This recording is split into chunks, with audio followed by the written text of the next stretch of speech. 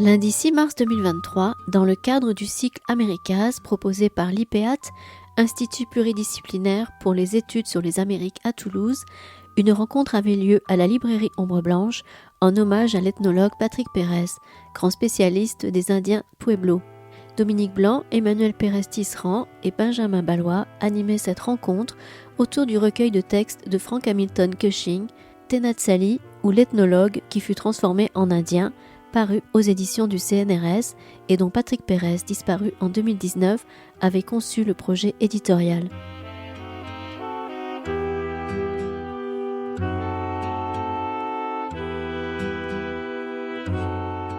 Bonsoir à toutes et à tous. Donc, au nom de la librairie Ombre Blanche et aussi de l'IPEAT, qui est l'Institut pluridisciplinaire pour les Amériques, sur les études pour les Amériques à Toulouse, eh bien, je suis heureux de vous accueillir ici pour une 4e rencontre qui s'intitule Américas. C'est un cycle qui a commencé en décembre.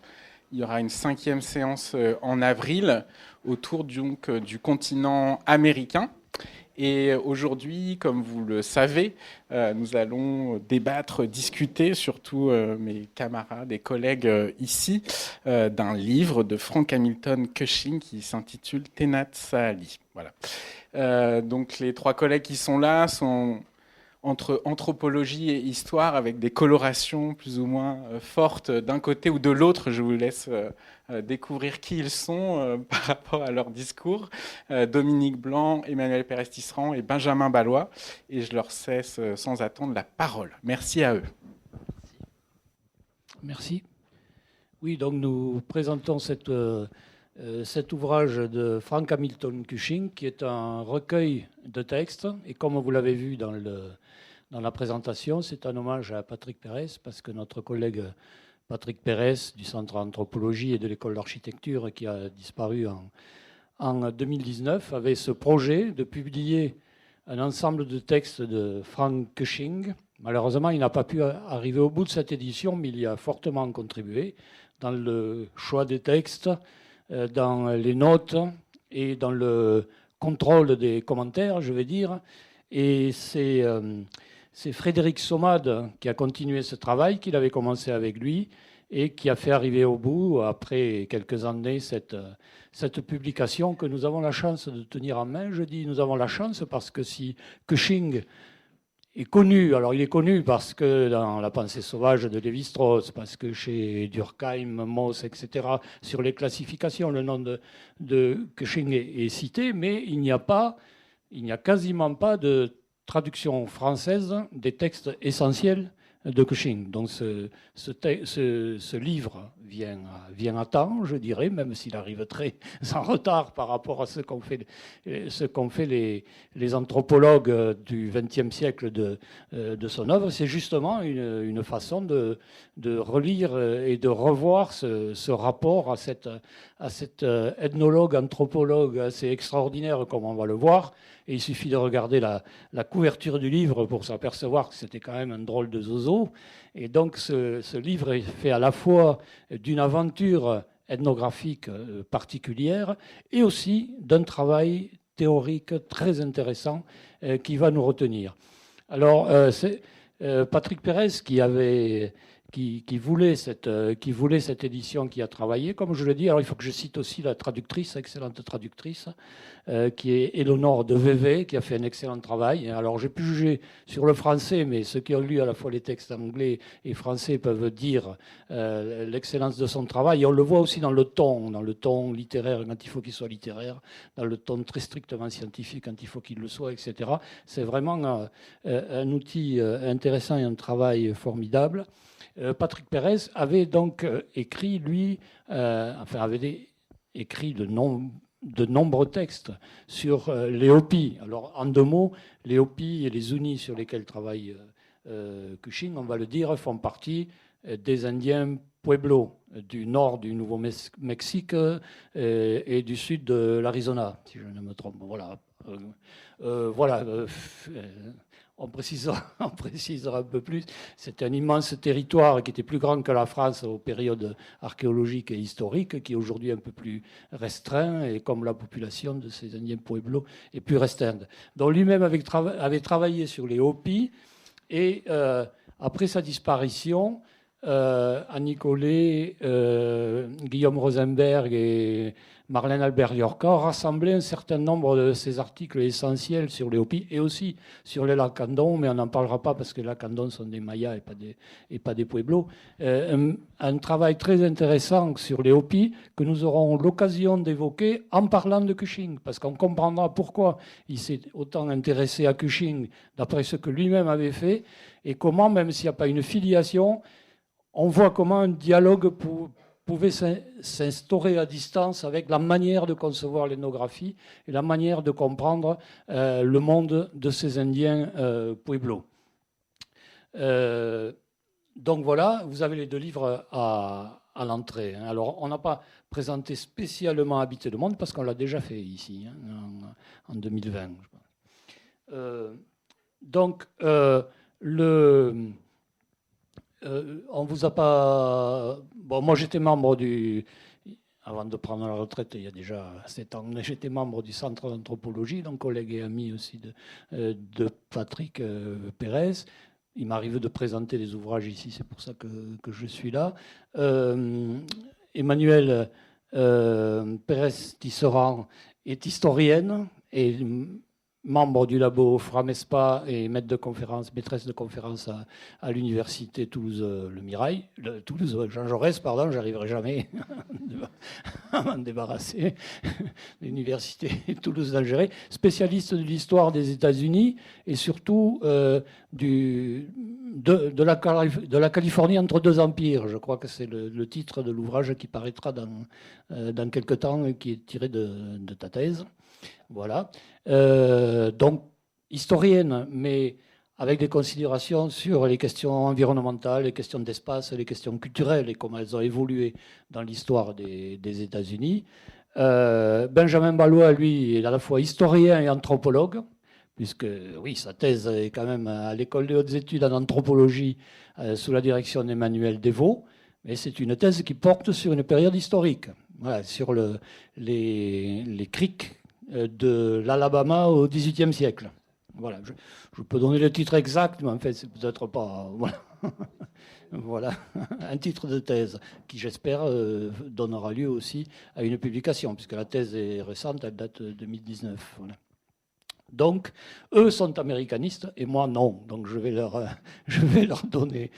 donner la parole et peut-être tout d'abord à Emmanuel, en lui demandant, si possible, de resituer cette période où apparaît Cushing et où, après des génocides terribles, un rapport aux populations autochtones très, très violentes et très difficiles, on voit apparaître dans le dernier tiers du XIXe siècle un intérêt renouvelé, enfin pas renouvelé, un nouvel intérêt pour ces populations autochtones, qu'on n'appelle pas comme ça, pour les sauvages, etc., mais peu importe, et qui va donner lieu à une série d'enquêtes et surtout à la création d'institutions comme le Bureau d'ethnologie que va diriger le colonel Powell et qui, lui, va engager Cushing ensuite pour aller faire des enquêtes chez les Unis.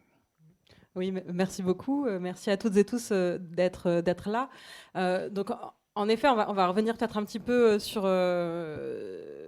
les Zunis, les Hopis, les Pueblos et comment ils se situent effectivement à la fin du 19e siècle, mais peut-être en prenant une focale un peu large. Je vais être rapide quand même, mais on est donc dans la région du sud-ouest des États-Unis, qui est une région qui a été intégrée, si on veut, tardivement au territoire des États-Unis, après 1848. Donc il y a c'est un territoire qui a été autochtone de très longue date, évidemment, mais qui a été colonisé, en tout cas a été la cible de la colonisation espagnole, en tout cas pour le Nouveau-Mexique. Pour les autres régions c'est différent, mais pour le Nouveau-Mexique de manière très précoce, c'est-à-dire dès la fin du XVIe siècle, avec une révolte très importante à la fin du XVIe siècle qui a donné ensuite à une reconquête espagnole. Donc c'est des populations et des territoires qui ont connu une colonisation espagnole importante, violente, de très longue date. Donc, quand on est dans le contexte de Cushing et de son observation des Zuni, on n'est pas dans une situation de premier contact, on n'est pas dans une situation de première conquête et de première relation avec des Blancs, mais au contraire, on est dans des populations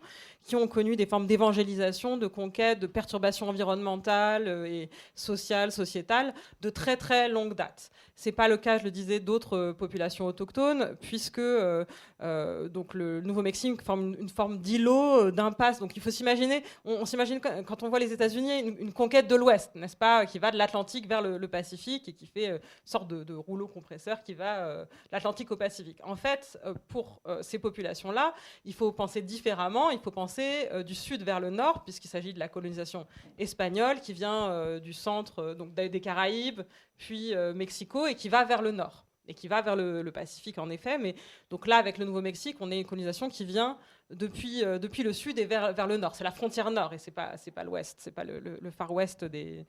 Il y a un Far West, mais c'est une rencontre.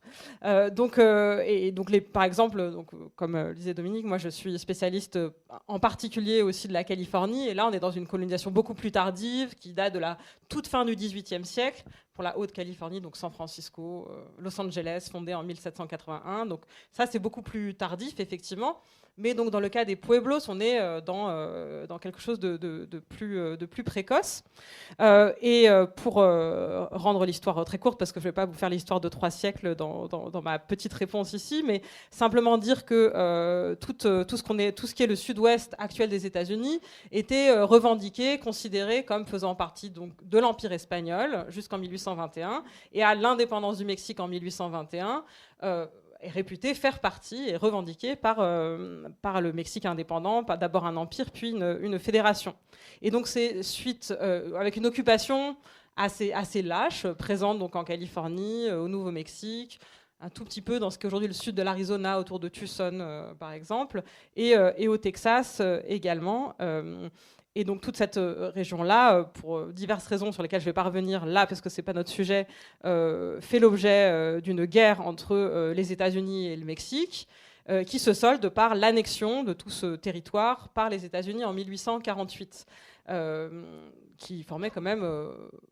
certes était peu occupé, mais formait quand même presque la moitié du territoire mexicain à l'époque. Donc les États-Unis acquièrent en 1848 tout ce territoire et les populations autochtones et anciennement mexicaine aussi, avec un statut entre les deux leur appartenant, et avec la mission d'ailleurs de pacifier aussi cette région-là, puisqu'il y avait un des enjeux de la guerre, c'était loin d'être le seul et le principal, mais un des enjeux c'était notamment les Apaches et les Comanches, qui étaient des groupes qui faisaient des raids contre les établissements aussi bien coloniaux quels qu'ils soient, aussi bien mexicains que états-uniens, et donc il y avait un enjeu de pacifier cette région-là. Donc ça c'est, si vous voulez, pour situer un petit peu l'intégration officielle au territoire des États-Unis de ces populations-là. L'autre enjeu, c'est celui effectivement de la construction territoriale et la prise en main du territoire par les États-Unis après l'annexion, qui est retardée par un événement assez important que vous connaissez sans doute de l'histoire des États-Unis, qui est la guerre de sécession, qui fait que cette guerre de sécession a pour enjeu donc de lutter contre la sécession des États du Sud qui sont partis, qui ont quitté les États-Unis à cause de la question de l'esclavage. Donc c'est une guerre de reconquête de l'Union par le Nord, si on veut, par le gouvernement officiel des États qui ont fait sécession, qui s'avère aussi un moment de reconstruction territoriale et d'affirmation du poids de l'État fédéral et de la fédération sur le territoire, et qui, c'est assez peu connu, est aussi un moment de pacification et de guerre contre les populations autochtones. C'est-à-dire que c'est à la fois un moment de reconquête militaire du Sud, mais aussi un moment de guerre et de reprise en main du territoire, y compris dans l'Ouest, qui n'était pas dans le Sud.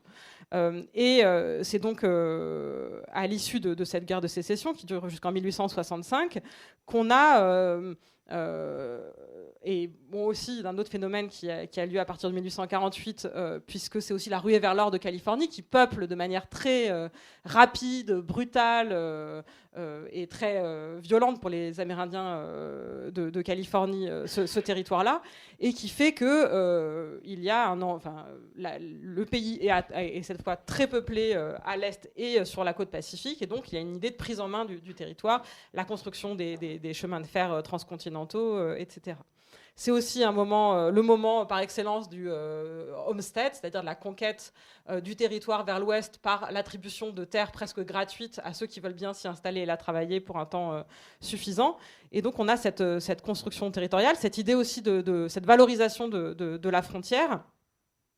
Et c'est ce dont parle Patrick Pérez dans un des documents introductifs. C'est dans ce contexte-là, en fait, à la fois valorisation de la dimension américaine, de fin des guerres amérindiennes, c'est-à-dire qu'on est à un moment où on a les dernières grandes batailles, surtout les grands massacres amérindiens qui se produisent. On a l'idée du vanishing Indian, c'est-à-dire que les Amérindiens sont amenés à disparaître d'une manière qu'on présente comme étant presque devant être naturelle. Et donc il y a plusieurs élans qui se développent à ce moment-là. Un élan de connaissance, c'est-à-dire d'aller recueillir des connaissances sur ces peuples qui vont être amenés à disparaître et dont il faut sauvegarder les derniers restes. Il y a aussi cette idée qu'il faut préserver l'esprit de la frontière, c'est-à-dire qu'à partir du moment où c'est le bureau du recensement qui le dit, c'est aussi un historien qui s'appelle Frederick Jackson Turner qui dit que la frontière a été très importante dans la définition d'un esprit américain individualiste, courageux, qui affronte la sauvagerie. Mais le bureau du recensement dit, en fait, on ne peut plus vraiment tracer de ligne frontière. Donc, qu'est-ce qu'on va faire si on n'a plus cette possibilité de se confronter à la sauvagerie? Et donc, c'est aussi dans ce contexte-là qu'on a un intérêt pour l'Ouest et pour cette expérience de l'Ouest qu'on veut garder vivante. Et enfin, effectivement, on a aussi une remise en cause de la politique indienne telle qu'elle a été menée par les États-Unis jusque-là, qui était plutôt celle d'une disparition, d'un massacre, d'une disparition, et qu'on va se tourner vers une autre politique indienne. Donc il y a notamment la Société des Amis des Indiens qui prône Kill the Indian, Save the Man, c'est-à-dire que, OK, pour faire disparaître les Indiens, mais il faut les sauver comme humanité. Et on va avoir un certain nombre aussi de personnes qui donc vont se faire les avocats ou avocates de s'intéresser à ce que sont vraiment les Amérindiens, avec quand même une force assimilationniste avec laquelle Cushing, je pense, contraste aussi. C'est-à-dire qu'il a une vision ethnocentriste de ces populations-là, mais en même temps, par son observation et son intégration, s'insurge en faux aussi par rapport à ça. Donc j'étais peut-être un peu longue sur le contexte, mais je peux m'arrêter là, puis on peut de toute façon après avoir des questions pour développer tel ou tel aspect. Ouais. Oui, merci. Donc à partir de là, il y a ce bureau d'ethnologie qui va envoyer des missions en particulier chez les Indiens Pueblo. Et Cushing, alors il faut dire que Cushing, il a été recruté à 16 ans. Parce que voilà, il n'a aucune formation ni d'anthropologue, ni d'historien, etc. Il a été recruté à 16 ans comme stagiaire, on va dire, parce qu'il était très intéressé, il recueillait des têtes de flèches, des silex, etc. Et il avait acquis un certain savoir en dévorant la bibliothèque de gens qui l'hébergeaient. Alors je dis stagiaire, c'est pas le terme, mais voilà, pour contribuer à travailler dans des musées, etc. Et à 19 ans, il est intégré à ce bureau d'ethnologie qui va... un peu plus tard, là, il a 22 ans, je le répète, parce que là, la personne qu'on voit on a l'impression que c'est un vieux fou, mais en fait, il a entre 30 et 35 ans, là, vous voyez. Et il avait 22 ans quand il est parti chez les Indiens Unis, et il y est resté de 22 à 25 ans. Donc, c'était aussi un tout jeune homme, ce qui donne encore plus de valeur à ce qu'il a pu faire comme ethnographie. Mais il se trouve engagé dans une équipe dont certains le déteste, il se retrouve sur le terrain, l'équipe d'enquêteurs va se retirer et lui, il veut rester. Et là, c'est le début de son aventure d'intégration comme futur Indien. Merci oui, Emmanuel d'avoir aussi bien recadré, parce que c'est vrai qu'il y a beaucoup de dimensions qui, dans les dans la trajectoire de Cushing et dans la façon dont il va construire aussi le récit de cette aventure.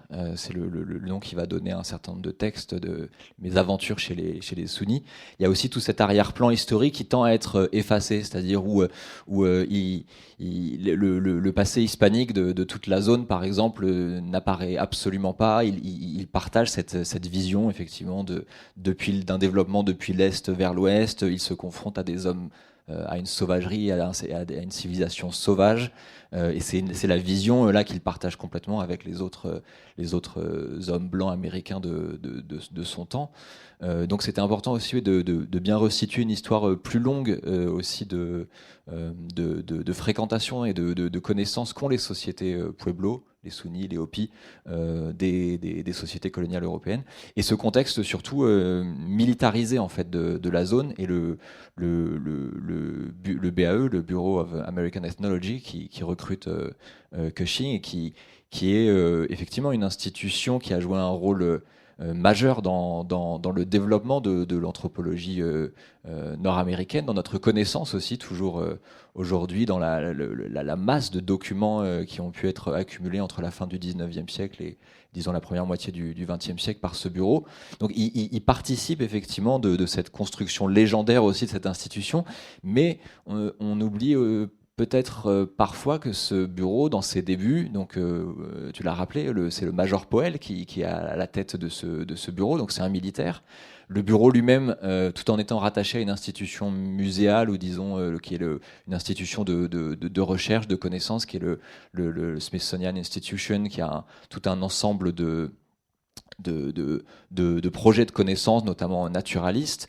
Il est rattaché au secrétariat à la guerre, si je ne me trompe pas, ou à l'intérieur, ou plus tard à l'intérieur. Et ils doivent rendre compte justement à ces militaires qui fournissent un certain nombre de moyens, et eux la connaissance ethnologique. Et c'est une tension qui habite et des ethnologues et le bureau sur toute cette période du début, qui est que le financement du projet de connaissance linguistique ou ethnographique de ces populations, c'est dans un contexte de pacification. C'est dans un moment où on veut savoir comment mieux les faire vivre éventuellement dans les réserves s'ils ont accepté d'y aller, ou sinon comment mieux les dompter ou les mettre dans le sens d'une mise en marche, d'une mise en ordre de l'histoire, qui est la mise en ordre du territoire américain que tu as rappelé. Et donc c'est aussi dans ce contexte-là qu'il est envoyé avec des donneurs d'ordre qui demandent un certain nombre de résultats.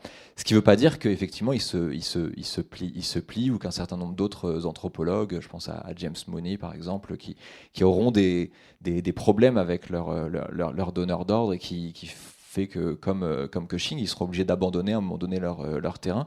Mais il se retrouve voilà, dans ce contexte-là, on lui dit amène de la connaissance utile, éventuellement aussi amène des objets pour peupler des musées. Et dans ce contexte de l'Indien qui doit disparaître, qui va disparaître, c'est une sorte de prédiction qui doit se réaliser.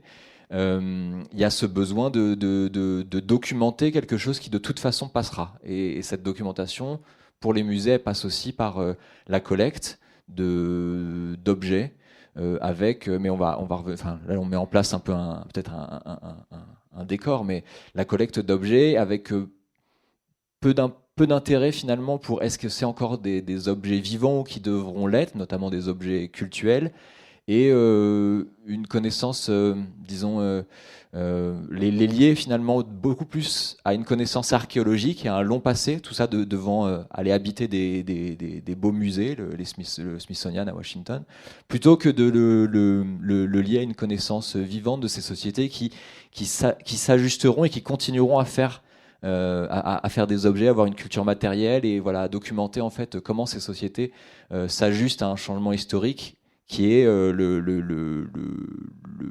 l'histoire même que les États-Unis, dont provient Cushing, sont en train de mettre en place.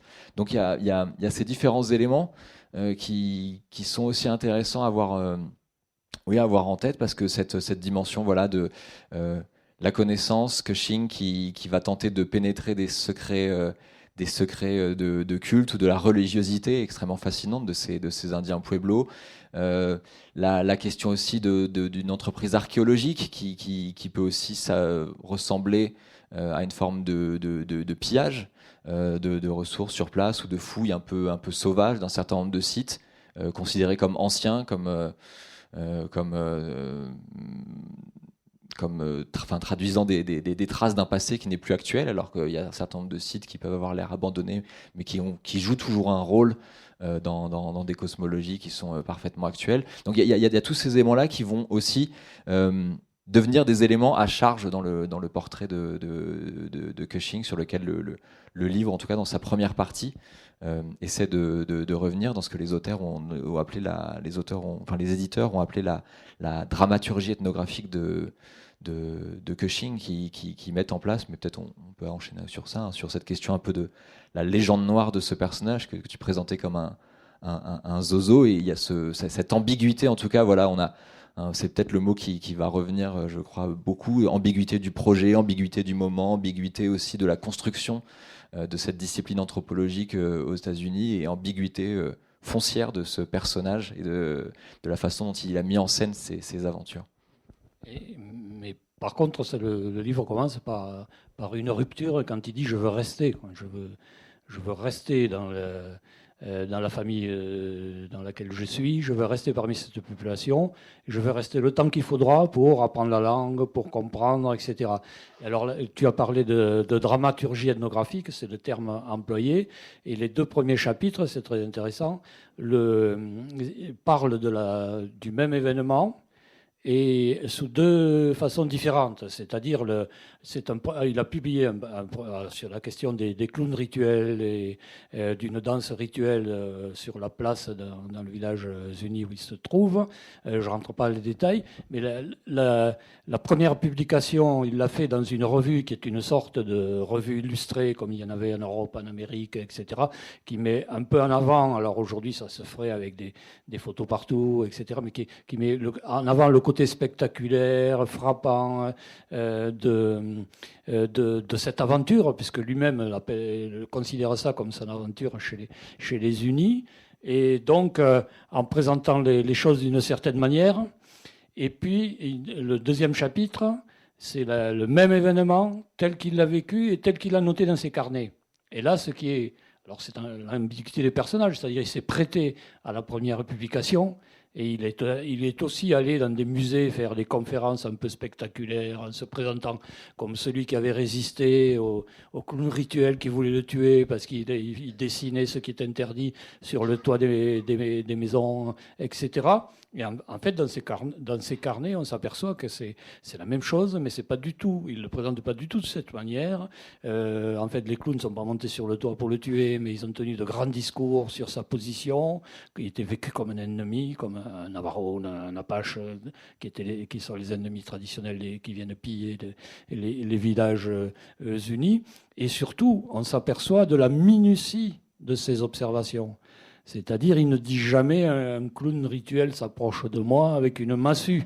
Il dit le clown machin avec tel et tel costume s'approche de moi avec une massue qui est en bois de tel arbre, décorée de telle façon. Et tout ça va prendre de l'importance ensuite dans l'analyse qu'il va faire de ces danses rituelles et de ces personnages. Donc le personnage, il est ambigu dans ses publications aussi. Il n'a pas écrit de livre, ou quasiment pas, sur son ethnographie des Unis. Il a fait des conférences, des publications dans des revues très grand public et plutôt spectaculaires, et puis ses carnets, et aussi des publications dans des revues scientifiques plus sérieuses, où là, on a cette minutie dans l'ethnographie. Parce que la question, c'est il faut pas passer dans ces populations pour simplement prélever, ce qu'il fait aussi, mais il faut une ethnographie minutieuse. Et alors, le titre accrocheur du livre, c'est celui qui fut transformé en Indien. La question de la possibilité d'être transformé en Indien, jusqu'à quel point et jusqu'où est toujours pendante aussi dans son aventure. Par exemple, il refusera de se marier. Il va rentrer dans des systèmes de parenté, mais de parenté, on va dire, mythique ou idéologique, mais il ne va pas avoir ce que voulaient les gens autour de lui, c'était qu'il se marie et qu'il ait une descendance et que donc il rentre dans le système de parenté des unis. Et ça, il l'a refusé d'ailleurs, un texte intéressant où il met ça en scène de manière tragicomique, il le met en scène aussi. Oui, c'est ça qui est toujours... C'est ça qui est le... Bon, je te laisse le dire. Non, tu voulais intervenir en plus.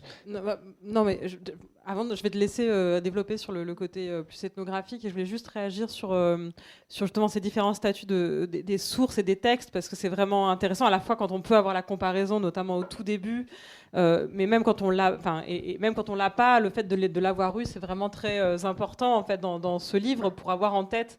Voilà, c'est ce qu'on apprend aux étudiants qui font de l'histoire et je suis sûre qu'en ethnologie aussi, sur comment on traite ces sources.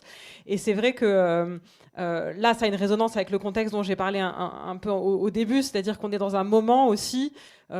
J'ai pas parlé des spectacles de Buffalo Bill qui mettent en scène en fait cet Ouest qui est en train de disparaître mais qu'on veut conserver vivant et qu'on conserve vivant aussi d'une manière un peu spectaculaire par ces spectacles, par cet ancien chasseur de bisons qui est Buffalo Bill et qui fait des tournées y compris aux États-Unis mais aussi en Europe et donc on a aussi ces spectacles, on a ces publications. Alors, dans les magazines, j'y reviens dans un instant, mais aussi on a tout cet héritage de Fenimore Cooper et de cette mise en scène de la vie dans l'Ouest, des trappeurs. C'est les westerns, si vous voulez, de l'époque. Et donc, quelque part, les publications, quand Cushing publie ses aventures à Zuni dans les magazines illustrés de l'époque, il se met un peu en scène comme héros, voire super héros, qui vont apparaître très, très rapidement aussi, avec cette narration et ces topoi. Donc il faut aussi lire... alors, et peut-être que ça a été même édité, c'est-à-dire qu'il y a une écriture, un auteur qui est Cushing, mais il y a aussi peut-être un travail d'édition, tout simplement, des magazines pour simplifier et correspondre à la manière aux attentes du lectorat par rapport à ça, mais qui résonne tout à fait avec ce moment de la fin du 19e siècle de mise en culture, d'exotisme attendu sur ces terrains-là. Mais je te laisse du coup poursuivre sur la figure de l'ethnographe, l'ethnologue. C'est Dominique qui me lançait un peu sur ça, j'ai l'impression au tout début. C'est vrai que c'est pas un système à deux colonnes, à plus-moins, mais là, on a commencé à charger un peu la barque du personnage Cushing. Effectivement, malgré tout, et les éditeurs, Patrick Pérez et Frédéric Sommade, c'est très intéressant de remettre ça en avant. On tend à apprendre, dans un peu la construction un peu mythologique de la discipline anthropologique, celui qui a inventé le terrain de longue durée et qui est au fondement aujourd'hui de la pratique des anthropologues, c'est Malinowski, nous dit-on, dans le Pacifique. Et il y a cette figure oubliée de Cushing qui, effectivement, il ne s'agit pas forcément d'opposer, je crois, une figure à une autre. Ce n'est pas le Pacifique, mais c'est l'Amérique du Nord, et c'est les Américains et pas les Britanniques, enfin, en l'occurrence un émigré polonais en Angleterre. Mais disons que il y a Cushing qui prend cette décision qui est effectivement inattendue, et là pour le coup elle cadre pas bien avec ce que j'ai rappelé, c'est-à-dire l'attente qui serait plutôt celle des donneurs d'ordre, de faire une mission rapide, des fouilles expéditives, on prend le plus d'objets possible, on a compilé des vocabulaires et puis on avance et puis on va dans d'autres populations. Il dit non, moi je vais rester là.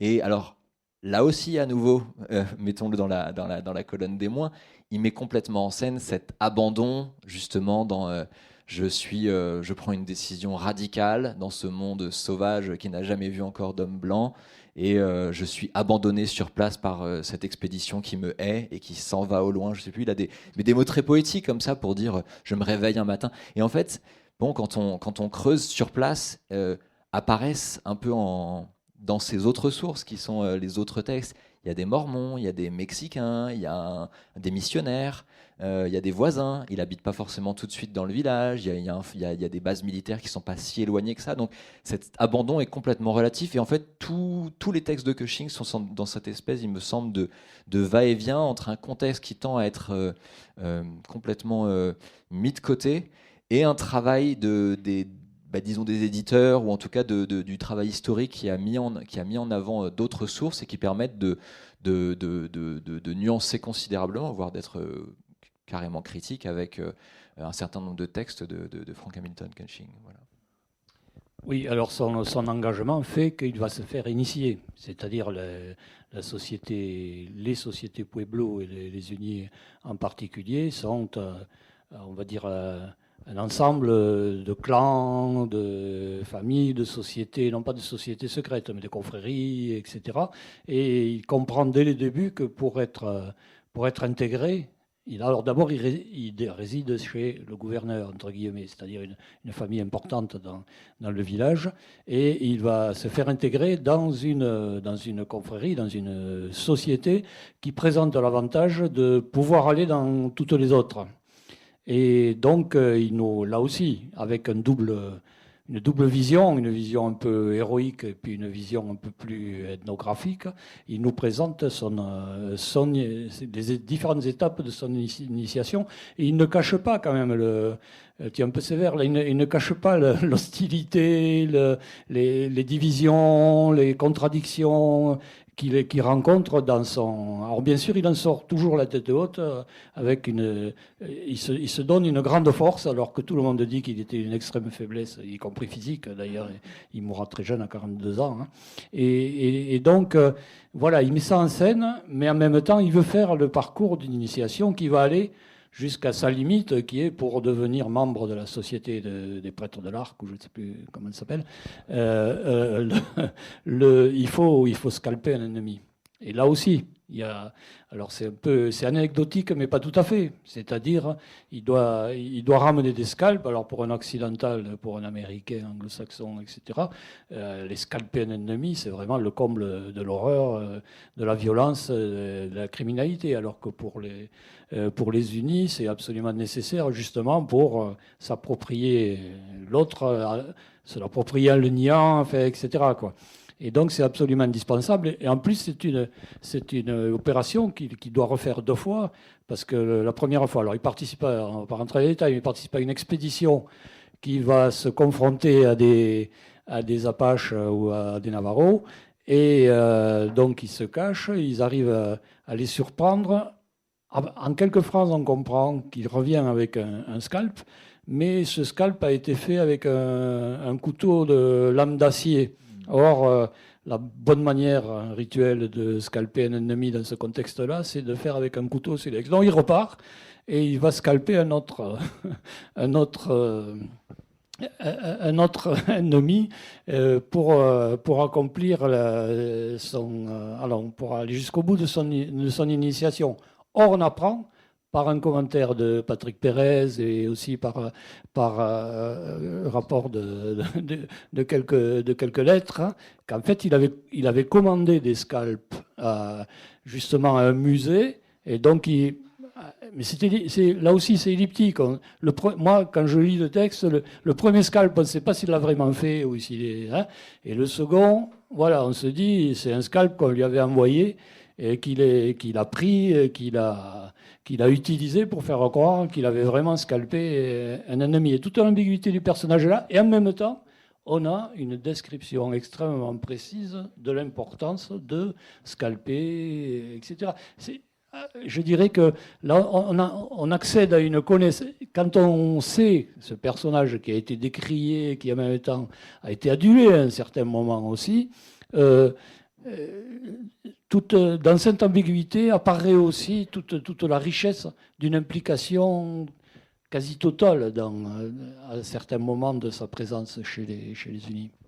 Tu as raison cette question du scalp est peut-être un bon point d'entrée, effectivement, qui est loin d'être anecdotique pour déplier effectivement ce qui peut être un peu tu dis je suis un peu dur ou un peu, mais effectivement, parce que le personnage ne le laisse pas indifférent et je trouve que c'est une richesse de l'édition et de la mise en contact des textes ou les notes de bas de page. Les éditeurs n'ont pas cherché à construire ni d'un côté une figure complètement héroïque, ni de l'autre à aller dans le sens de ce qui était plutôt la version que moi je connaissais, mais j'ai eu beaucoup de plaisir à découvrir un autre Cushing, c'est-à-dire toute la richesse du matériau théorique ou des réflexions, mais la légende noire du Cushing, qui serait juste qui aurait travesti toutes ces expériences et qui serait juste un zozo de l'histoire anthropologique, mais sans vrai intérêt.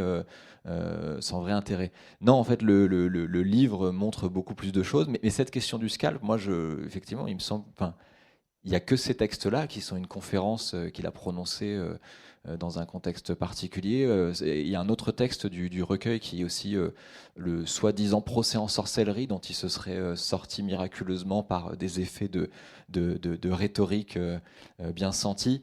Et il aurait confondu tous ces accusateurs comme ça dans une séance où il retourne son public et il s'en sort magistralement. Bon. Ça, c'est la même conférence prononcée des années plus tard devant un public, je crois que c'est à Buffalo. Et cette question du scalp, elle est effectivement racontée. Donc, on a le texte d'une conférence, et c'est raconté de façon très elliptique. Et du coup, on a aussi ces lettres qui nous disent que dans la même période, il a commandé, un peu en catastrophe, des scalps à un musée en disant envoyez, enfin, j'en ai besoin. Alors, on peut laisser effectivement, on n'a pas de. Peut-être qu'on n'a pas, à ma connaissance, de source qui permet de trancher définitivement qu'il a. De trancher, effectivement. Et qui permettrait de décider que ce qui a eu lieu ou qui n'a pas eu lieu. Moi, j'aurais tendance à pencher dans le sens où je me sens qu'il y a un certain nombre d'éléments à charge qui font que cette question du scalp ne mérite pas beaucoup de points d'interrogation, mais elle met en scène ce qu'il était capable de vouloir dire devant différents publics, et ce qui n'enlève rien effectivement à la dimension. Enfin, il a passé du temps sur place, il a été initié. Ça, c'est pas une. Enfin, il me semble pas qu'on puisse le remettre en question. Et dans la mémoire, parce qu'on a assez peu parlé là, mais il y a une mémoire tsuni du passage de Keqing dans ces villages qui est aussi intéressante et qui a participé à la construction de cette légende noire, c'est-à-dire que c'est pas un souvenir très tendre, et il est plutôt accusé d'avoir divulgué un certain nombre de savoirs rituels qui, dans les sociétés nord-amérindiennes en général, ont une place très importante, mais dans les sociétés Pueblo et Tsuni en particulier, enfin dans Pueblo en général, c'est des choses qui sont qui définissent une identité sociale et qui sont des savoirs, qui sont des propriétés et qui ne méritaient pas d'être mis dans des textes, ou même des images. La question de l'image ou de l'écrit qui revient dans un certain nombre de textes, effectivement, elle est au centre de ce qu'ils appellent cette dramaturgie, ou de lui il me semble, dans cette hostilité à l'écrit qu'il a ressenti et qu'il a mis en scène dans une certaine forme historique à un moment donné. Il est fort possible qu'il ait ressenti une forme d'hostilité, mais il me semble qu'il y a quelque chose d'un peu plus dense à déplier. Mais enfin, voilà, chaque fois qu'on tombe sur ces anecdotes, on est sur le Keqing qui, à la fois, met un pied dans une ethnographie qui n'avait pas été faite avant lui et qui a sans doute acquis un certain nombre de savoirs très importants et avec une expérience très authentique. Et en même temps, on a accès on a des textes qui sont toujours un travestissement de cette expérience, et qui ne nous donne pas, mais c'est jamais le cas, hein, c'est une illusion de la source transparente, mais qui ne nous donne jamais accès à qu'est-ce qui s'est vraiment passé en fait. Oui, ce qu'on ne sait pas, par contre, il peut y avoir aussi des formes de négociation avec les gens sur place. C'est-à-dire, quand on dit l'histoire des carnets, par exemple, c'est vrai, il est interdit de dessiner, de noter pendant les cérémonies. On peut le faire en mémoire après. Et voilà, même Patrick Pérez et d'autres se sont retrouvés confrontés à cette question. Là, il le met en scène en permanence. Et quand il met en scène sa sortie par le haut, c'est-à-dire je brandis mon couteau, je me fais des moulinets, et ils finissent par descendre, etc. On ne sait pas dans quelle mesure il n'y a pas un jeu aussi avec des gens sur place, des autochtones qui ne sont pas dupes du rapport à l'écrit, du rapport. Parce que Keqing, il a été aussi utilisé comme truchement intermédiaire avec l'extérieur. C'est pas simplement quelqu'un qui est arrivé comme ça. L'intelligence des autochtones, si l'on peut dire, c'est aussi de se dire ce personnage-là qui est ambigu, on s'en sert aussi pour des négociations avec l'extérieur, pour un certain nombre d'ajustements que l'on perçoit justement au-delà de ces anecdotes, de ces confrontations. Sur l'écrit, par exemple, on voit très bien quand même ça. Bon, bien sûr, il y a On renvoie à l'histoire de Lévi-Strauss et Micora, etc. Mais sur l'écrit, on voit bien qu'il y a une forme de négociation, c'est-à-dire on le laisse noter dans ses carnets. Au bout d'un moment, on le laisse dessiner. Et alors lui, il doit régler cette contradiction. Il réaffirme en permanence qu'on ne peut pas le faire, mais qu'il le fait. Et donc sa théâtralisation se rapporte à ça. Mais il y a sans doute quelque chose de là qui passe d'une influence réciproque entre deux positions culturelles qui sont celles de l'ethnographe et celles de l'ethnographié, si on peut dire ça comme ça. Effectivement, et cette question, alors j'ai pas creusé cette question, mais il doit y avoir une évolution de la position vraisemblablement des Tsouni sur le dessin, sur l'écrit, qui fait que la position aussi radicale aujourd'hui, qui est rappelée là dans le livre Habiter le monde, il y a un texte alors il me semble que c'est dans ce recueil-là, de Patrick Pérez, hein, sur, en tout cas chez les Hopis, ne pas dessiner, ou dessiner en tout cas seulement de mémoire, ne pas écrire, ne pas décrire un certain nombre de choses. Donc c'est sans doute, c'était sans doute déjà vrai au XIXe siècle d'une certaine façon, mais je pense qu'il y a eu quelque chose aussi qui s'est crispé, justement dans le contexte aussi. Ce sont des faits plus connus de l'histoire de la discipline, mais les sociétés pueblo ont été extrêmement actives dans ce moment de la fin des années 50 ou des années 60, dans cette espèce de reconquête de l'autonomie culturelle qui passait aussi par la réaffirmation de la façon dont ils concevaient, eux, le rapport à leur culture, et qui passait notamment par ce que je rappelais, c'est-à-dire des droits de propriété, souvent très exclusifs, qui pouvaient aller bien au-delà de ce que les musées européens ou nord-américains pouvaient concevoir, et donc notamment faire enlever des objets des vitrines en disant ce ne sont pas des objets, ce sont des personnes, ne plus donner accès à n'importe qui, même dans les réserves, faire enlever des inventaires, même des mentions, des noms, des choses, des informations, enfin. Donc, c'est quelque chose qui a eu une histoire au XXe siècle, il me semble, et voilà, jusqu'à aujourd'hui. Et du coup, les textes de Cushing nous ouvrent une fenêtre aussi sur ce moment où, il me semble, en tout cas, le rapport au dessin, à l'écrit est un peu plus ambigu. Il y a un dessin d'un manuscrit qui est reproduit. Je crois que c'est une des illustrations en couleur. Et qui m'avait semblé intéressante parce qu'elle est suffisamment zoomée pour qu'on puisse lire dessus. C'est au-dessus du dessin, qui est présenté comme un de ces exemples de dessins interdits de Cushing. Il y a écrit « Dessiné par un Indien Zuni, pour moi, Frank Hamilton Cushing, dans le cadre de telle cérémonie ». C'est écrit à l'encre assez fine, juste au-dessus du dessin, mais du coup, alors, qui était cet Indien Zuni qui a dessiné ce... Est-ce qu'il l'a fait... secrètement, en étant dans un rapport un peu, je sais pas, contractuel, obligé avec Cushing, ou est-ce que finalement cet interdit, il n'était pas si évident Et plus profondément, il y a la question du fait que ça s'ouvre et ça se referme.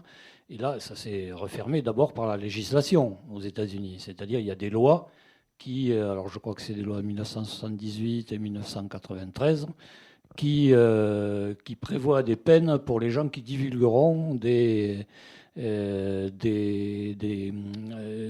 informations sur la religion, etc. Et alors, il y a deux lois. je suis pas sûr qu'elle soit si répandue. Non, je suis pas sûr qu'il y ait une loi répressive de cet ordre-là. Il y a une protection. Moi j'ai en tête ce qu'on appelle le NACPRA, qui est un acte qui protège les fouilles archéologiques et les restes humains dans les musées qui reçoivent de l'argent fédéral, qui les ont obligés à faire des inventaires. Et après il y a plutôt une participation et des musées qui étaient couverts par cette loi et des autres qui sont une mutation des musées américains pour prendre en compte. Mais il y a des lois qui empêchent, par exemple, de vendre des objets rituels. Et oui, parce que le combat qu'a mené Patrick Pérez en 2012, quand l'hôtel Drouot et une société de vente aux enchères ont voulu vendre des masques, alors pas n'importe quel objet, des masques Hopi, sur le territoire américain, c'était impossible, il y avait une loi, Et donc l'ambassadeur américain à Paris lui-même a demandé à ce que cette vente ne puisse pas se faire. Et la loi française n'interdisant que le commerce d'éléments corporels, de sépultures, ne reconnaissait etc., pas la catégorie. Ne reconnaissait pas ça. Et donc la vente s'est faite. Et ça a donné lieu, alors je dis un combat, parce que ça a duré un an, de 2012 à 2013. Cette vente s'est faite. Les Hopis ont été absolument ulcérés par ça. Il y a eu tout un combat à la fois politique et culturel pour dénoncer ce type de vente, et qui permet d'ailleurs à Patrick, et comme il l'avait déjà fait, mais il le fait à cette occasion, et ça nous permet à nous aussi de nous interroger sur qu'est un masque, et surtout un masque de Katsina, c'est-à-dire d'un personnage qui est à la fois qui apparaît dans les danses sur la place du village rituellement entre février et juillet. Alors ils sont censés dormir sous terre pendant le reste de l'année, et entre février au juillet, il y a tous les mois ces danses rituelles où ces personnages apparaissent, et ces personnages sont caractérisés par l'ensemble de leur apparence, c'est-à-dire le masque fait partie de la personne. Il y a pas le mot masque n'existe pas en Hopi pour désigner ce que nous appelons un masque. Ça ne désigne que le masque, un bandeau mortuaire, etc. Mais ce que nous appelons masque n'est pas un masque. C'est un élément qui appartient à la personne. Et donc ce qui serait les Hopis et ce qui n'était pas possible, c'était d'exposer ou de vendre des personnes, en fait. Voilà. Et il prend le bon exemple, il dit oui, mais nous, enfin, nous, de notre point de vue, ça ne peut pas être des personnes. Mais il dit, imaginez, par exemple, nous qui sommes dans une civilisation chrétienne, imaginez qu'on mette dans des musées ou dans des ventes des hosties consacrées. Même moi, qui suis un chrétien athée, comme certains d'entre nous, je serais absolument scandalisé par ça. C'est-à-dire, ça fait l'objet d'un rituel qui fait que cet élément de matière est un élément très important de la religion chrétienne. C'est une hostie consacrée, donc il est impensable que l'hôtel Drouot puisse vendre. Voilà, et il donne ça comme exemple du scandale que peut... Alors, ça va beaucoup plus loin. Et là, ça rejoint ce qu'on disait sur le secret. Voilà, là, ça tire un fil qui peut nous ramener au centre même des conceptions mythologiques et religieuses des Pueblos, et des Hopis en particulier, et des Unis. Enfin, effectivement, ou en tout cas, mais sans... c'est peut-être un prisme de ma lecture, mais effectivement, dans ce souvenir, cette question des objets rituels est au centre de la mémoire plus qu'ambiguë, mais hostile qu'un certain nombre de Tsunis gardent envers Frank Hamilton Cushing. On a parlé des savoirs qui est pas complètement clair si ce qui a été publié, les anthropologues, en leur temps, avaient plutôt reproché à Cushing de ne pas avoir assez publié sur les rites ou les savoirs dont il avait connu. Mais il y a la question des objets rituels. Il y en a, disons qu'il y a une catégorie d'objets sous deux formes qui se retrouvent vraiment au centre d'une polémique avec les Tsunis, qui est une statuette de ce qu'ils appellent les deux jumeaux mythiques, mais qui sont des statues qui sont déposées, si j'ai bien compris, annuellement dans un sanctuaire qui est en dehors du Pueblo, et qui sont censés y rester. Donc tous les ans, une nouvelle statuette est faite. Donc ça, le fait de faire cette statuette et d'avoir le droit de la faire, c'est un droit qui est extrêmement protégé.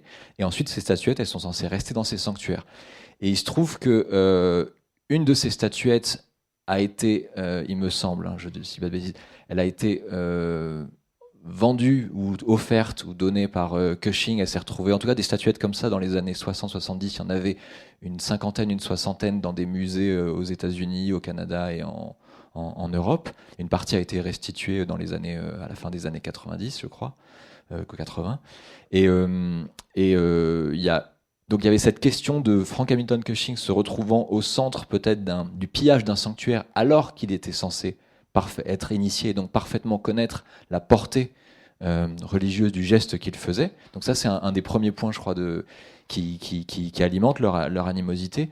Et l'autre, c'est le fait qu'il ait contrefait, alors je ne crois pas que ce soit ces statuettes-là en particulier, mais qu'il ait usé de ce droit de sculpture qui était lui-même normalement inscrit dans des contextes rituels très particuliers et qui était peut-être un droit qui ne lui appartenait pas, c'est-à-dire le fait de savoir faire des gestes, comme souvent en Amérique du Nord, il y a le fait de savoir chanter une chanson ou de faire un air, c'est pas parce qu'on sait le faire qu'on a le droit de le faire. Ou en tout cas, c'est toujours un droit qui doit être mis en relation avec un paiement, avec quelqu'un. Et donc, il y a la question de la contrefaçon qui, et en même temps, il y a toute une série de textes qui reviennent là-dessus, qui étaient au centre, lui, de sa façon de concevoir. C'est là où c'est très intéressant. L'enquête ethnographique, la prise en compte du geste, même la connaissance qu'il intériorisait. Il avait vraiment cette idée, je crois, d'intérioriser la connaissance par le geste. Donc ça construit tout un pan de sa réflexion théorique qui est même peut-être un des pans, c'est ce que défend en tout cas Frédéric Somat, je crois, un des pans les plus neufs et actuels de sa pensée. Et ça se retrouve malgré tout au centre d'une polémique, d'une animosité, qui est le fait qu'il a contrefait des sculptures rituelles ou des objets qu'il n'avait pas le droit de refaire. Donc à nouveau, on est sur l'ambiguïté, mais qui là nous met au cœur de le projet de connaissance de l'anthropologie, jusqu'où elle peut aller dans... Oui, surtout dans une société où faire... reproduire quelque chose, c'est le faire et lui donner vie. Donc, il n'y a pas de copie, en fait. C'est notre... voilà. Alors, il le sait très bien et en même temps, il en use. Et comme tu viens de le dire, et là, on peut passer peut-être à cette... oui, il y a un petit moment qu'on parle. On peut passer à cet aspect qui est très intéressant, c'est que Cushing, alors j'avais dit à 16 ans, 19 ans, etc., il fabriquait des pointes de silex. Donc il avait cette idée qu'ont souvent les archéologues, même amateurs ou surtout amateurs, mais aussi des professionnels, de fabriquer eux-mêmes pour à la fois s'incorporer, s'en rendre compte et prouver qu'il est possible d'utiliser telle ou telle technique. C'est dans ce cadre-là aussi qu'il reproduit des choses alors que c'est interdit. Mais sur beaucoup de points, et là on peut évoquer rapidement ce chapitre sur le cuivre, qui est assez formidable, qui répond à beaucoup de questions que se posaient les archéologues et les anthropologues. Et lui, les preuves qu'il donne, c'est en faisant lui-même. C'est-à-dire son incorporation, c'est pas simplement que son corps d'initié va faire partie d'une société, c'est que manuellement, avec son corps, il va reproduire ce que les membres de la population dans laquelle il se trouve ont dû pouvoir reproduire depuis les temps les plus anciens. Et ça répond à plusieurs questions. D'abord, à l'ancienneté de certains. Par exemple, on disait que le travail du cuivre était un travail récent, introduit par les anglo-saxons ou par les Mexicains, etc., par les gens d'origine européenne.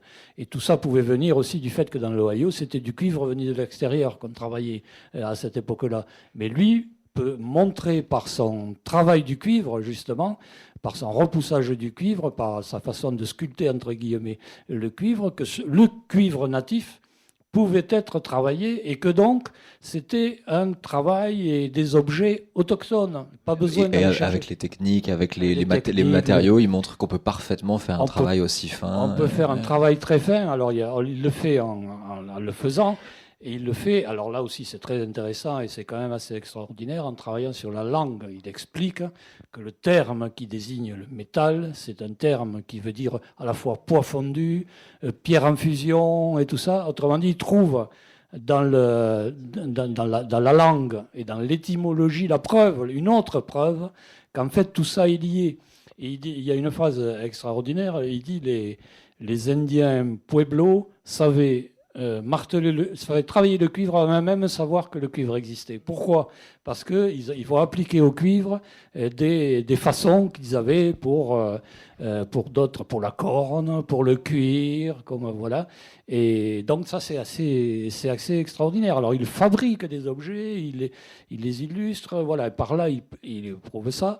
Il fait ça sur le cuivre, il fait la même chose sur la poterie, par exemple, parce que les anciens pueblos étaient appelés les vanniers, basket makers, c'était le terme des premières populations nomades qui ensuite s'étaient arrêtées sur les mesas, ont donné les anciens pueblos et puis les pueblos plus récents, et il montre comment cette population, en particulier les Unis ou les Hopis, qui étaient des grands spécialistes, les Unis surtout des grands spécialistes de la vannerie, ils ont réussi à faire une poterie efficace en appliquant à la terre les manières de faire qu'ils avaient par rapport à la vannerie. Là, il donne des preuves physiques, c'est-à-dire il le fait lui-même, et puis il montre que les poteries, dans la manière dont elles sont décorées, qui est absolument absurde, il y a des choses difficiles à faire et qui ne servent à rien, on se demande ce que ça vient faire là, ben, ça vient du fait qu'on a créé de la poterie à partir de la vannerie. Et quand on sait qu'une certaine vannerie servait à porter de l'eau, parce qu'on se dit que c'est pas un panier, on se dit c'est un panier percé. Non, il y avait une vannerie qui permettait de transporter de l'eau et pas de la conserver. Quand il a fallu la conserver, on a appliqué les techniques de fabrication de la vannerie à la poterie, et donc on a eu une vannerie permanente qui était la poterie. Voilà, c'est quelques exemples, et il le montre en le faisant et en analysant. Et ça, je trouve, moi, c'est assez formidable. Il le fait pour d'autres choses, hein, aussi pour la culture des champs, etc. C'est quand même quelque chose d'assez formidable sur la culture matérielle, dans cette ethnographie, cette anthropologie. Je suis un peu long peut-être.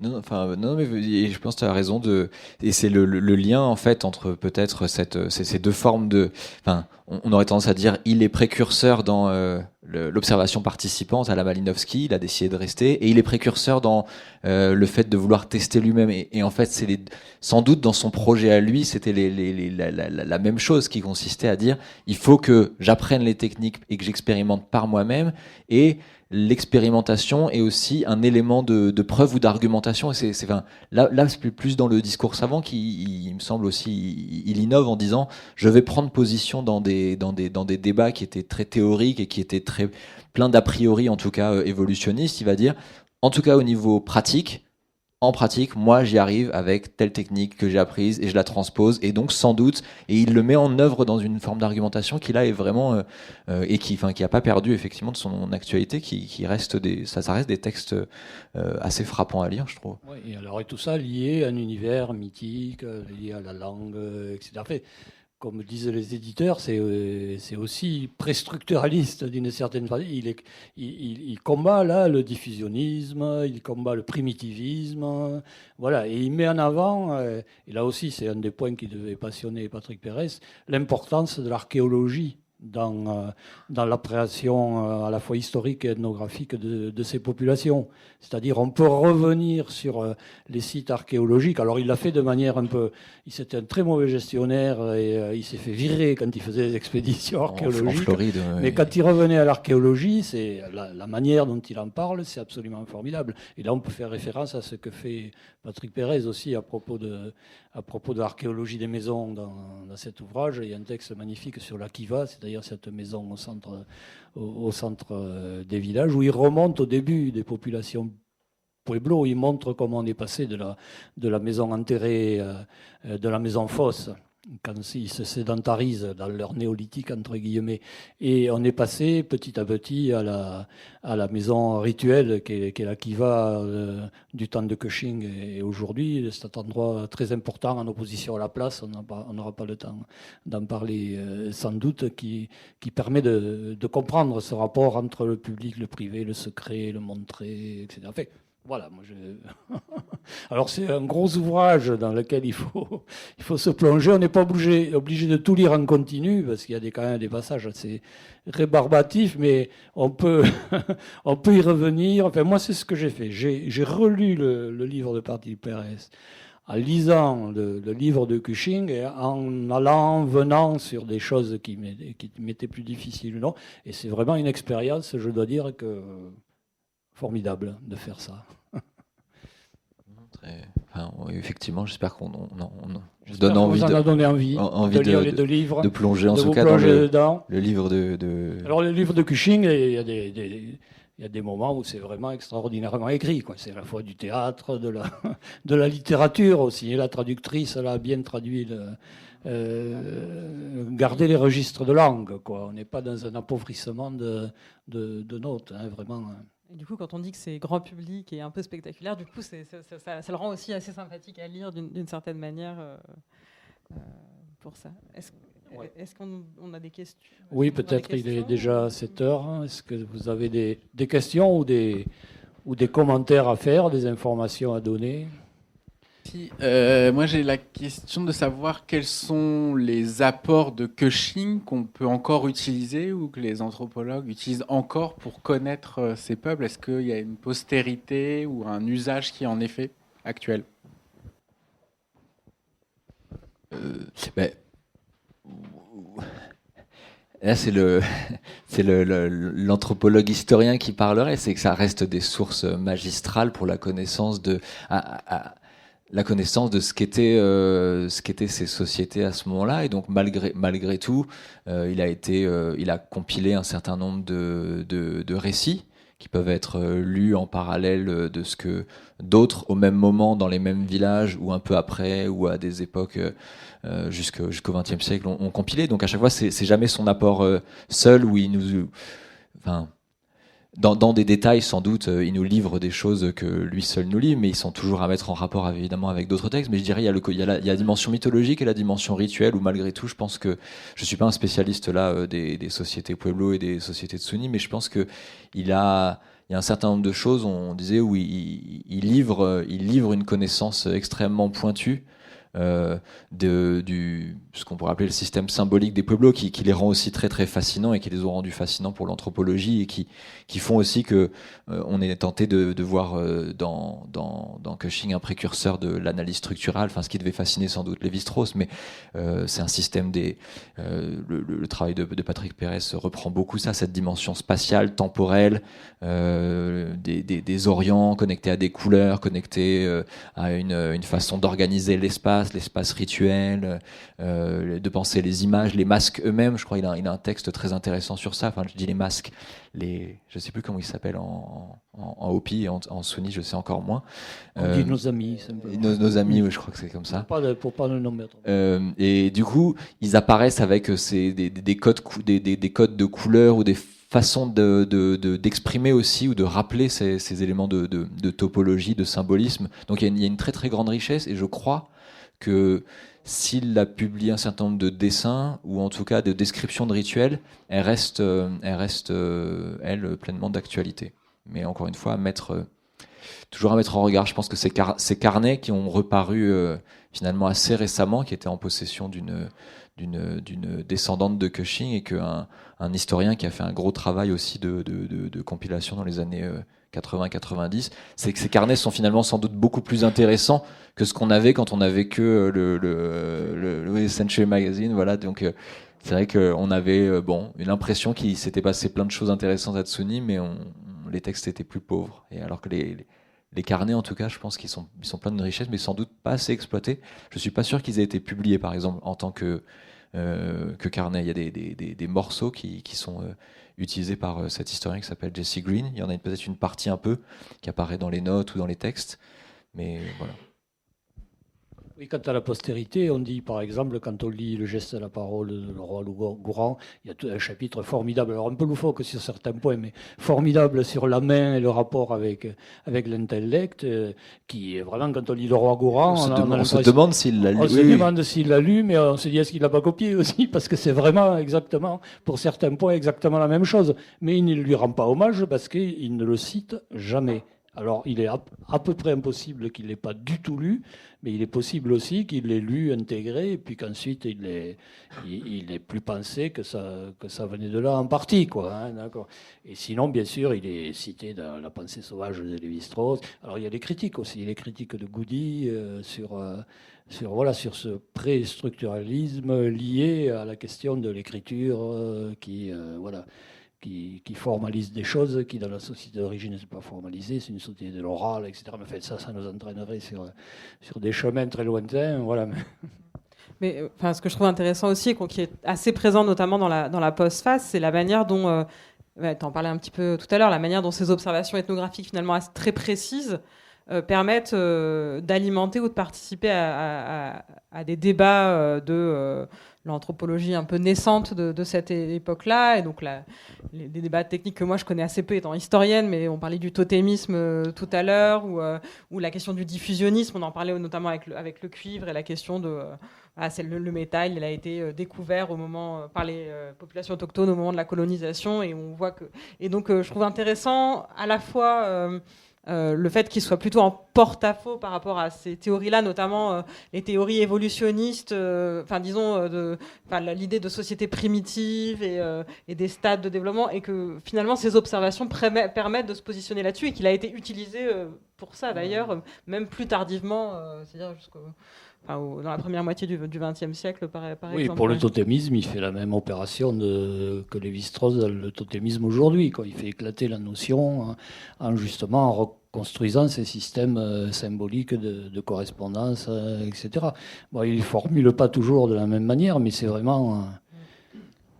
Et ce que je trouve aussi intéressant, c'est qu'en termes d'histoire des savoirs et histoire de l'anthropologie, c'est pas du tout central dans le livre, mais il y a cette question de l'anthropologie et du rapport aux populations autochtones et une sorte de rivalité finalement entre les Britanniques et les États-Unis, les Américains, sur l'observation de leur propre société autochtone pour produire des théories anthropologiques plus universelles et effectivement à quel point elles sont influencées les uns par leur observation des aborigènes australiens et les autres par les populations autochtones américaines pour introduire des généralisations et finalement avoir le dessus sur une explication totalisante inspirée de lecture sociale de Darwin, etc. Donc je rentre pas dans les détails, mais je trouve ça en termes d'histoire même intellectuelle assez intéressant, même si c'est que effleuré dans la postface. Ouais. Non, vous avez parlé de la légende noire de Cushing, à la fois des réactions apparemment assez négatives des sunnis à son égard, et puis de tout, également, semble-t-il, de la communauté ethnologique. Alors, ma question, c'est, y a-t-il aussi une légende dorée de ce personnage ? C'est-à-dire que, je sais pas, je sais pas comment, moi, quand j'étais plus jeune, je sais pas, quelqu'un qui devient indien, qui se fait initier, je sais pas comment dire, ça a quand même un aspect très séduisant, a priori. Et est-ce que cette image-là de Cushing a été diffusée aux États-Unis ? En France, apparemment non, mais aux États-Unis, est-ce qu'il y a... voilà, vous voyez ? Oui. Il me semble que c'est l'image du Cushing de son vivant, c'est celle dont il a bénéficié et qui a construit cette légende dorée, c'est celle qu'il a contribué à construire et qui, de son vivant, lui a ouvert beaucoup de portes, lui a maintenu l'amitié et la protection d'un certain nombre de personnes haut placées dans l'administration sur la côte Est. Tu parlais au tout début de la façon dont c'était sans doute construit la réécriture, tu disais l'édition peut-être dans les magazines. On sait qu'il a eu l'appui d'un certain nombre de milieux de journalistes sur la côte Est. On sait qu'une deuxième expédition, celle qui sera un gros échec en termes de gestion, qui est une expédition archéologique en Floride, elle a été financée par une bienfaitrice dont tu rappelais le contexte. C'était les sociétés qui avaient un intérêt pour les nations amérindiennes, mais en tant que nation à acculturer, dont on devait faire disparaître l'indianité, mais qu'il fallait sauver en tant qu'homme. C'était l'expression. Donc c'est ces milieux-là aussi sur la côte Est qui ont appuyé et qui ont aidé Cushing qui ont construit ce que j'appellerais moi, ce que vous appelez la légende dorée, et qui lui ont permis de faire une carrière courte, parce qu'il disparut, on l'a peut-être pas assez rappelé, mais il disparut jeune. 42 ans, ouais. 42 ans. Et il a aussi eu un moment de gloire dans les milieux. Il a été reçu par le président des États-Unis. Il allait dans toutes les bonnes sociétés, etc. Il pouvait être très critiqué, très, très dénigré, et en même temps, il avait des mécènes, et toute une élite intellectuelle qui pendant un certain moment, le portait au nu. Mais ça n'a pas duré, d'abord par... En fait, c'est ça, la légende, disons, là, pour faire cette dichotomie légende dorée, légende noire, elle apparaît et elle est un héritage qui est vite soldé dans un contexte aussi de concurrence où se met en place, c'est l'anthropologie culturaliste plutôt boasienne, et donc qui se construit aussi en partie en dehors du Bureau of American Ethnology, dans les milieux universitaires, là où le BAE, je l'ai rappelé, était plutôt une institution muséale et attachée au secrétariat à la guerre, au secrétariat à l'intérieur. C'est cette concurrence au début du XXe siècle aussi qui solde l'héritage Cushing et qui prend prétexte sans doute aussi de ses frasques pour mettre de côté tout un pan de ce qui a été la construction de la discipline aux États-Unis. Donc merci à vous deux et merci à vous merci beaucoup d'être venus.